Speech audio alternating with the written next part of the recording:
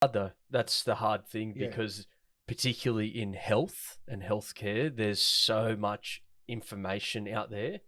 There's so many people out there advertising and selling you, oh, this unlock your shoulders, this will fix your back pain, the new gadget, that this is going to resolve everything. Yeah. Like, there's so much hocus pocus out there, and people don't know what to believe because there's too much misleading information out there. And as you said, Google, same thing, but where yourself, and what I say to a lot of my patients particularly as well, is because even GPs get it wrong too. Oh, yeah. They're not experts. Surgeons are not experts either. They get things wrong too. And look, so they do get we. it right too. Yeah, they get it right too. GPs can sometimes surprise you. Like, he's just a GP.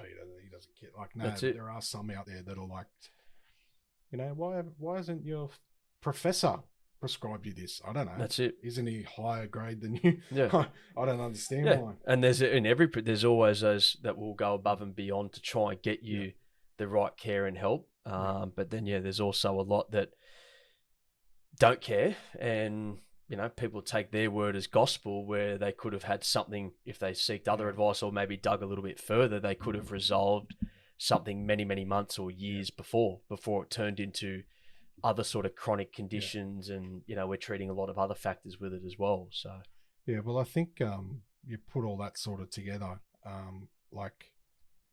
I think physios for me, so I'll explain to you what I think. Physios for me, or what I've always said is, physios are like, I suppose the difference between like an engineer and a mechanic.